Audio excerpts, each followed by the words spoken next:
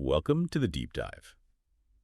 So when you think about Indiana, you probably picture, those quiet farmlands, maybe some charming Midwestern towns. It feels like a calm place. But what if I told you that, kind of beneath that surface, there's this really mysterious, maybe even sinister undercurrent running through its history? Yeah, so today our mission is to pull back that curtain a bit. We're going to explore some of Indiana's most chilling paranormal tales. We'll look at these places where history and, well, haunting seem completely tangled together. We've gathered info from all sorts of sources, local stories, travel blogs, even paranormal investigations, trying to get the full picture. Exactly. And what's really interesting is that these aren't just like random ghost stories you tell around a campfire. A lot of these tales are actually deeply rooted in documented tragedies, real historical events, and tons of eyewitness accounts. It gives you this unique, sometimes kind of unsettling way to look at the state's past, layers you might totally miss otherwise. We've definitely got some surprising facts lined up, and probably enough creepy details to keep you hooked. Okay, let's dive in then. When we think hauntings, often, our minds go straight to homes, right? And Indiana seems to have quite a few with some really chilling stories. We should probably start with the Culbertson mansion down in New Albany, built way back 1867. It looks really grand, stately even. But apparently, visitors report this profound sense of malevolence. Makes people feel really uneasy. It's a strange contrast, isn't it? Such a beautiful place, but then you hear these reports. People talk about seeing ghostly figures, in old-fashioned clothes, the classic sudden cold spots, and hearing footsteps when nobody's there. Yeah. And one source we found tries to link some of this to specific tragedies. Apparently, there's a story about a maid who hanged herself in the attic. Oh, wow. And the owner supposedly shot himself in the basement after some kind of affair. Now it's a museum, so you can actually go tour it. Right. Okay, from that grand mansion, let's head to Indianapolis, to the Hanna House, built in 1858 by Alexander Hanna, who was a state legislator. This place has a really heavy history. It was a secret station on the Underground Railroad. Yeah, a really crucial part of its story. And sadly, that history is directly connected to the haunting legends. There was a terrible fire in the basement.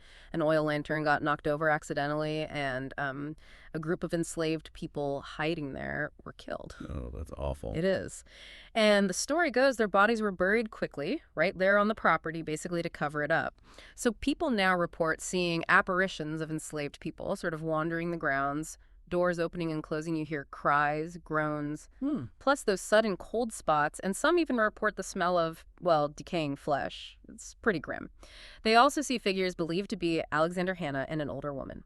And you mentioned an EMF rating for Hanna House, 80.6. Now, for listeners who might not know, what exactly does an EMF rating tell us in these situations? Why is a number like that significant? Good question. EMF stands for electromagnetic field. These meters pick up fluctuations in that energy. Now, a baseline reading in a normal house is much, much lower. So a spike like 80.6 or the 84.9 we'll mention later at Whispers Estate is, well, it's unusually high. Okay. Paranormal investigators often find these spikes happen at the same time as other reported activity, noises, sightings, feelings. It doesn't prove a ghost, but it suggests some kind of energy anomaly. Right, some kind of unexplained energy. Exactly. And Hanna House with that rating, yeah, it's open for events, weddings, rentals, and they even offer private paranormal tours if you're feeling brave. Okay, then there's Whispers Estate over in Mitchell, built around 1901. This one sounds different. It's known for, quote, dramatic and violent paranormal experiences. Violent, that's a strong word. It really is, and the reports back it up, unfortunately. It's not just feeling uneasy. People claim they've been physically shoved or scratched. Some even report this terrifying feeling of being suffocated by something unseen. Seriously, like physical contact. Yeah. Direct, intense interactions that really shake people up. And these events often seem to cluster around times of family tragedy in the house's history. They talk about specific spirits, like Rachel, who supposedly lived there and fiercely protects the place. There's also a baby named Elizabeth and a Mrs. Gibbons who died of pneumonia. And Whispers Estate is also known for EVPs, right? Electronic voice phenomena. Can you quickly break down what those are? Sure. EVPs are voices or sounds caught on electronic recordings, digital recorders, usually that weren't audible to the human ear when the recording was made. Okay, so you only hear them on playback. Exactly. And in paranormal investigations, they're considered pretty significant because they could be, direct communication from whatever entities might be there. At Whispers, the EVPs apparently suggest there are multiple spirits present. They offer flashlight tours and even overnight stays, if you dare. I think I'll pass on the overnight. Uh, Sticking with Indianapolis, though, there's the Nicholson House, this Gothic mansion from the 1870s. This one has a really interesting piece of potential evidence. In 1997, they were moving the house to preserve it, and someone took a photo. Right, I remember this one. The photo supposedly shows a person in an upstairs window, but the house was confirmed to be completely empty at the time. Exactly. Pretty compelling visual if it's legitimate. Beyond the photo, the house itself is apparently quite active. Reports of screams, footsteps when no one's there, and again, that disturbing smell of decay, especially near one bedroom upstairs. Kind of like Hannah House. Yeah, that smell keeps coming up. And get this, people have reported seeing blood running down the walls only for it to vanish completely without a trace. Whoa! Okay, that's movie-level stuff. Any idea what might be causing it? Well, there are a few theories floating around. One involves a young girl killed near the home. Another talks about a man who hanged himself when it operated as a boarding house. And there's also a rumor, similar to Hannah House, that it might have been an underground railroad stop where enslaved people died in a fire in the basement. Lots of tragic possibilities. And not far from there, also in Indy, is the James Allison Mansion, built between 1911 and 1914. Known for its impressive architecture, right? Like an automatic lighting closet. Yeah, very state-of-the-art for its time. Indoor pool, too. Nah. But that pool seems to be linked to its main haunting. Oh, what's the story there? The story is that a young girl drowned in that basement pool, tragically. And what makes it compelling is how many visitors report hearing a child's cries, or even seeing an apparition described as dripping wet. It makes that specific story feel a bit more grounded than just, random spooky tales. That's specific, yeah. Anything else? Anything? Oh, yeah. Reports of furniture moving on its own, objects appearing or disappearing, and disembodied voices, especially in the attic. That's apparently a known hotspot for activity. Okay, one more haunted home before we move on. The Rhodes Hotel in Atlanta, Indiana. Historic place. Built 1893. Used to be a railroad stop. A layover station, yeah. And supposedly it even served as a brothel during Prohibition. So you can imagine the kind of history soaked into that building. Definitely. What kind of activity do they report there? Glimpses of figures, children, women mostly. Disembodied screams and footsteps are common too. And there's this one really specific, creepy detail. A child's handprint that's apparently still visible on a wall in the penthouse. A handprint. That's the claim. The hotel is now run by the Lost Limbs Foundation, and they host private paranormal investigations there. Okay, so we've covered these homes filled with echoes of private grief, family secrets, hidden tragedies. But the state's hauntings aren't just inside private houses, are they? Some of the biggest stories come from public institutions. Places meant for care or, well, confinement. You're absolutely right, and often these places, like asylums or jails, became sites of immense trauma, affecting thousands of people, not just one family. Their stories are incredibly potent. We really have to start with the Indiana Central State Hospital in Indianapolis. Opened in 1848, originally called the Indiana Hospital for the Insane. Its history is deeply disturbing. It really is. It became notorious for the mistreatment of its patients. We're talking about practices like electroshock therapy, insulin shock therapy on thousands of people, around 13,000 patients over its history. Just staggering numbers. And the conditions led to many deaths. Patients were often buried in unmarked mass graves on the grounds. The reported phenomena really seem to reflect that tragic history. People talk about restless spirits, seeing figures, hearing strange noises, screams, moans. Moving shadows are common. Any other specifics? Yeah, lots of issues with electrical devices malfunctioning, which investigators often note. There are reports of childlike voices asking questions, and one account mentions a disembodied voice actually giving instructions to a camera crew during filming. Wow. What's there now? The site's been largely redeveloped. There are shops, apartments, parks, even a museum dedicated to its history now. But the stories, the echoes, they definitely persist. Okay. Next up, the old Sheriff House Lake County Jail in Crown Point. That sounds like it has some history, too. Executions happen there. Yes, it was a place of both long-term confinement and capital punishment. Historically significant, but obviously carries a very heavy weight. And people say you can feel it. The atmosphere is described as oppressive. Reports mention hearing ghostly footsteps in the dark hallways, the clatter of cell doors, and agonizing cries. There are stories circulating about people who might have been wrongly executed and about former inmates whose spirits are just stuck there, trapped. And similarly, there's the old Blackford County Jail in Hartford City, operated for a long time, 1879 to 1995. Right. This one also has its own reported spectral residence. There's a ghostly man often seen just sitting in the lobby area. Waiting for someone. Maybe, who knows? And then there's the ghost of a handyman who died back in 1910. People apparently see him still working on things around the jail. Like he's still on the clock. Kinda seems that way.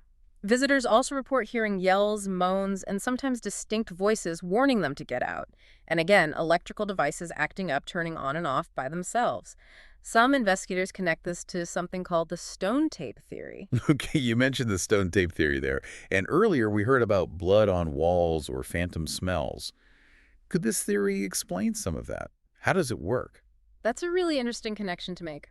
The stone tape theory is this idea that strong emotions or traumatic events can somehow imprint themselves onto the physical environment, like onto the stone, wood, or materials of a building. Like recording energy. Sort of, yeah. The theory suggests this stored energy can then replay itself under certain conditions. So maybe those smells or the sight of blood or sounds aren't an active, intelligent ghost. But more like an echo of something awful that happened. Exactly, a residual haunting.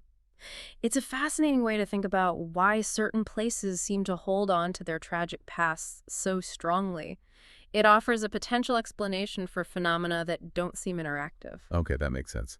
Now, shifting from jails to uh, a much more beloved public space, the Willard Library in Evansville, Indiana's oldest library, right?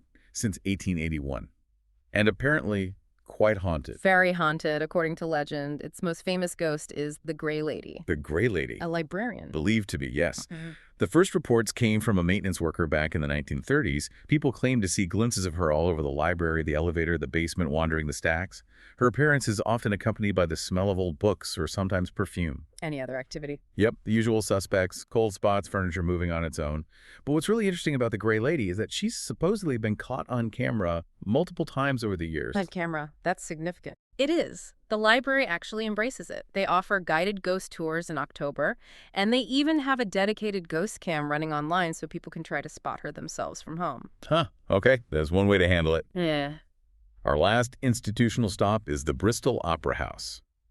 Opened in 1896, used for all sorts of things over the years, skating rink, cinema. Yeah, it's had a varied life, and it supposedly has 3 distinct spirits hanging around. 3? Okay, who are they? First, there's Beth, said to be a young girl who sometimes peeks through the curtains at the audience. A curious ghost. Seems like it. Then there's Helen, described as a middle-aged woman who's protective of the directors. She's spotted on stage and often on the left side of the theater. Interesting. And the third? The third is believed to be a former owner or maybe a handyman. He's seen running through the billiards room, and he often gets blamed for electrical problems, apparently because he loved messing with the wiring when he was alive. Huh. So he's still tinkering. Makes you wonder what else is happening backstage there. Okay, so we've touched on haunted homes and these institutions holding on to past traumas. But Indiana's hauntings aren't just indoors, right? Some of the creepiest stories seem to come from outdoors, cemeteries, bridges, forests. Absolutely. These outdoor locations often connect to older folklore, local legends, and specific tragic events tied right into the landscape itself. It makes that link between the place and the haunting feel even more, well, visceral. Let's start with Steps Cemetery. It's deep inside the Morgan Monroe State Forest in Martinsville. Sounds pretty remote and mysterious. It is, and the legends surrounding it are quite chilling. People talk about seeing spectral children playing among the graves. There's also a persistent story of a sobbing woman, sometimes described as digging near a baby's grave, maybe a mother grieving or searching. That's heartbreaking. It is. Visitors often report hearing strange voices, whispers on the wind, and just this overwhelming feeling of being watched from the trees. And there's the specific legend of a lady in black who's seen sitting silently on an old tree stump near one particular grave, like a guardian almost. Creepy. Okay, and kind of nearby, there's the 100-Step Cemetery in Brazil, officially Carpenter Cemetery. The name gives a clue, I guess. It does. There's literally a path of 100 stone steps leading up a hill in the cemetery. And there's a legend tied to counting them. Oh yeah, a pretty elaborate one. The story goes, if you walk up the steps in the dark, counting each step out loud. Okay, already setting a mood. Right. If you reach exactly 100 at the very top, an apparition is supposed to appear. And this ghost, believed to be the cemetery's first undertaker, will show you a vision of how you're going to die. Yikes. How do you avoid that? You have to immediately turn around, walk back down the steps, counting again. But here's the catch. You must count a different number of steps on the way down than you did on the way up. If you count 100 both ways, you're stuck with the vision. Wow, that's specific. Any other tales there? There's another one. If you try to avoid the steps on the way down by walking on the grass beside them, a ghostly hand is said to push you, leaving a red mark they call the Mark of the Devil. It's a place designed to mess with your head. Definitely sounds like it. Okay. Yeah. Let's talk bridges. The Avon Haunted Bridge, built around 1906, maybe earlier. What's the story here? There are actually a couple of main legends associated with this bridge. One is about a railroad worker named Henry Johnson. He supposedly fell into wet cement during the bridge's construction and, well, became part of the structure. Died right there. Oh, grim. What's the other story? The other involves a young mother and her sick baby. They were on the tracks, maybe trying to cross, and either slipped and fell, or some say they jumped to avoid an oncoming train. The baby died instantly, and the mother reportedly died from grief or injuries weeks later. So tragic. And the reported activity ties into that. It seems to. People claim if you park on or under the bridge and honk your horn 3 times, you might hear the mother's cries or screams. Honking seems to be a theme. It does, yeah. Radios are also said to get staticky or go fuzzy near the bridge. And this one has a noted EMF reading too, 84.0. Another high one. Interesting. And there's another bridge with a similar legend and a honking ritual. The Edna Collins Bridge in Clinton Falls. This one's much newer, though, built in 1992. That's right. It's nicknamed the Baby Bridge because it's the youngest covered bridge in Putnam County. The legend here is also incredibly sad. It centers on a young girl named Edna Collins who drowned in Little Walnut Creek nearby. Oh, no. Her parents used to drive over the bridge and honk 3 times to signal her it was time to come home. Then, tragically, her mother later took her own life near that same spot. Just layers of tragedy. So the ritual's the same. Honk 3 times. Pretty much. Park on the bridge, engine off, honk 3 times. People report seeing Edna's ghostly outline, sometimes hearing a little girl's laughter, or finding small, unexplained handprints on their car afterward. Handprints again. That's unsettling. Moving from bridges to tunnels. Yeah. The Tunnelton Tunnels. Yeah. Also called the Big Tunnel. Old railway tunnel from 1859. Yep, very old. And it comes with some seriously grisly legends. Like what? The most famous is about a railway worker who was decapitated in an accident during the tunnel's construction. Decapitated. Yeah, and his ghost is supposedly seen wandering the tunnel carrying a lantern and his own severed head. Okay, that's definitely nightmare fuel. Anything else? There's another belief that the tunnel was built partially over an old cemetery. During construction, some graves supposedly collapsed into the tunnel works, releasing angry spirits. So people report hearing screams, seeing mysterious lights, feeling this intense sense of dread inside. And cars apparently have a habit of breaking down right near the tunnel entrances. It feels like a place that actively repels visitors. Yeah, sounds like it. Let's shift back to cemeteries for a moment. Highland Lawn Cemetery in Terre Haute. This one has a famous animal ghost. Stiffy Green. That's the one. It's a rather unique and kind of touching story, in a macabre way. Stiffy Green was a dog, incredibly loyal to his owner. Legend says that after his owner died, the dog just stayed by his master's tomb in the cemetery, refusing to leave. Aw, loyal pup. Exactly. So when Stiffy Green eventually died too, his body was supposedly preserved, taxidermied, and placed inside the owner's mausoleum or casket with him. They put the stuffed dog in the tomb. That's the story. And ever since, people claim to hear dog barks coming from inside the tomb, a ghostly testament to loyalty. Wow. Okay, then there's Finch Cemetery near Portland, known for someone called Cinderella. Yeah, but this Cinderella isn't a princess. It's said to be the ghost of a young boy. He's often seen sitting up in a tree near his own gravestone. And the detail everyone mentions is his eyes described as otherworldly bright green. Bright green eyes. Weird. What else happens there? Mysterious noises, feeling wind when it's perfectly still, and this really bizarre claim that the gravestones shift around or disappear. Like, someone counts 13 headstones on the path to Cinderella's grave, but on the way back they only count 11. Things just don't seem stable there. That would mess with you. Okay, Boone Hutchison Cemetery in Greencastle, one of the oldest in the state. This one has a spectral guard. Apparently so. It's said to be haunted by the spirit of a policeman, possibly from the 1950s. He's seen wearing old-fashioned clothes and carrying a distinctive blue light. People say he seems to be constantly patrolling the grounds. Still on duty. Seems like it. And some reports claim he actually chases people out of the cemetery, maybe protecting the graves. Okay, don't mess with the ghost cop. Finally, for this section, this really unusual one, the grave in the middle of the road in Amity. Yeah, this isn't so much a haunting hotspot, but it's just odd. It's literally a burial plot located in the median of a road. Archaeologists found the remains of 7 people, 2 women, a man, 4 children, while widening the road. They were carefully reinterred right there. So strange. Any ghost stories or just the weirdness of it? Mostly the weirdness. The unusual nature of it definitely sparks rumors and stories, but there aren't widespread, consistent paranormal reports like the other places. Still, it makes you think about history buried right under our feet, or in this case, our tires. Definitely makes you look twice while driving. Okay, for our last category, let's touch on some campus haunts. Seems universities aren't immune. Indiana University in Bloomington. That's right. Beyond its academic reputation, IU Bloomington has its share of ghost stories. Reed Residence Hall seems to be a particular hotspot. What happens there? Dorm ghosts. Pretty much. Students and staff have reported flickering lights when there's no electrical issue, hearing strange noises, and seeing dark, shadowy figures moving down the corridors.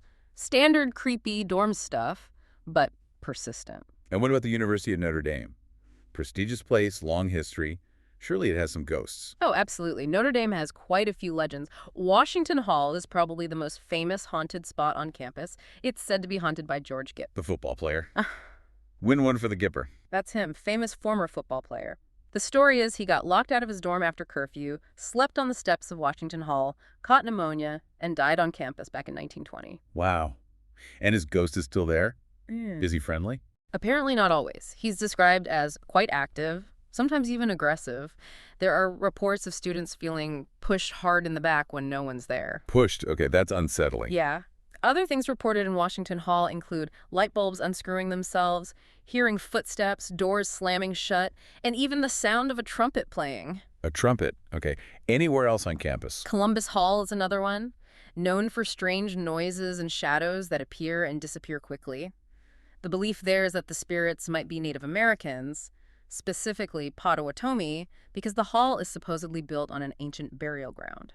Building on burial grounds. Mm-hmm. That seems to be a recurring theme that doesn't end well, paranormally speaking. It certainly comes up a lot in these kinds of stories, doesn't it? A potential source of disturbance. So we've heard about everything from just feeling uneasy or cold to seeing full figures, hearing voices, even being pushed. Indiana seems to cover the whole spectrum. Yeah. What patterns, if any, jump out at you from all these stories? That's a great point. It really does seem to run the gamut. You see clear examples that sound like residual energy, like maybe the stone tape theory could apply to the sounds in the jails, or perhaps Stiffy Green's barking, just an echo of the past. Right, like a recording playing back. Exactly. But then you have these other accounts that seem much more interactive, intelligent almost. Rachel supposedly defending Wister's estate, or George Gipp actively pushing people at Notre Dame. Or the Gray Lady maybe interacting with people at the library. Precisely. It suggests that maybe, just maybe, some hauntings are echoes, while others involve some kind of persistent awareness, an entity still interacting for whatever reason with our world. It's that mix that makes it so fascinating and hard to pin down. Yeah, it really does. So as you can hear, these aren't just, spooky little tales you forget about. They feel really connected to Indiana's history, sometimes painful history involving violence or injustice or just deep personal sadness. They really show these layers of the past that maybe we don't always think about. And I think what makes these stories stick, what gives them power, is that they're tied to real places. Places you can often actually go and visit. It creates this tangible link, this kind of unsettling connection to the people and events that came before. Standing there, you can almost feel the history, the energy. It really makes you think about that link between human lives and whatever energy might linger. Absolutely. And that really leads to a final thought, something for you, the listener, to consider. What does it actually mean for a place to remember its past like this? And maybe more importantly, what can we learn about our own history, about ourselves even, by acknowledging these unsettling echoes that just refuse to fade away?